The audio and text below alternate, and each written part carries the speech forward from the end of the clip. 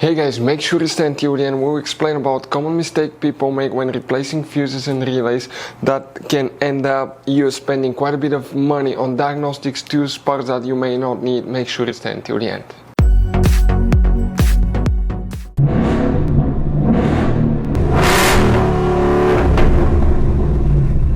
Hey guys, welcome back to Free Car Repair. Thank you guys for watching and subscribing to the channel. Today will be super helpful video to any of you having a Ford Explorer, that generation here from year 2011 to year 2015.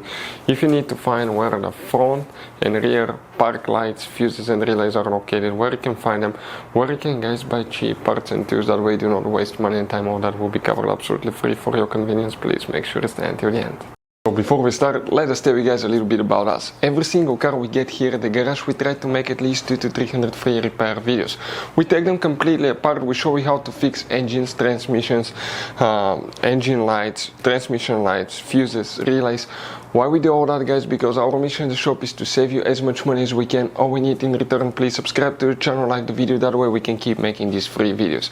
By the way, check out our YouTube channels. We have, guys, more than 15,000 free repair videos that can save you thousands of dollars in future repairs. So let's go ahead and start on it now. For the front and rear park lights, fuses and relays, where you can expect to find them, we will demonstrate on this generation Ford Explorer, that specific one right here. Guys, let's come and show you now what we have specifically here. We need to work in a fuse box that's not so convenient to get to. Open the driver door and come on the driver's side in the footwell compartment behind the parking brake pad, or look up in the dash on the left side. There is a fuse box with a cover like this one. Push these tabs together, pull the cover out, and you're going to find the fuse box. That's the main interior fuse box with a layout like this one. Before we continue, let's explain quickly why it's always a good idea to test fuses and relays.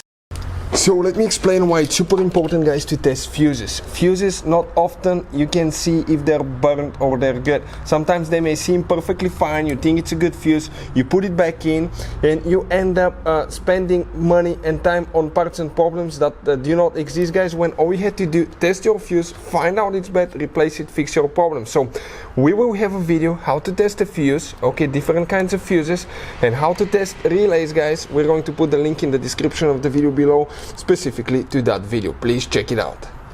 So guys, here we need to check two fuses. Let's explain now what we have. That's from top to bottom, 1, 2, 3, third row right here. We need to first, guys, check fuse number 30 right here, that 15 fuse. It's very important fuse that you need to check. Then you need to, guys, check fuse number 40. We're talking about this fuse right here. So these two fuses will need to be checked. Now, that's for the park lights. If you want to see the tail lights, fuses and relays, we have quite a few more. Check it out, we'll have the video on the channel for any of you looking for that. So guys, by the way, you have all kinds of different fuses, relays, circuit breakers, and check under the hood. It's even more complicated, guys. And even you have some special fuses, okay, like this one right here. One time we needed a replacement fuse, we couldn't get one, and we were stuck in the middle of nowhere because of that. We'll recommend to buy some, put them in the glove box for a peace of mind. We'll share the link in the description of the video below for your convenience, where you can get them at a good price, quick shipping, that way you do not waste money and time. Thank you guys for watching, and see you next time.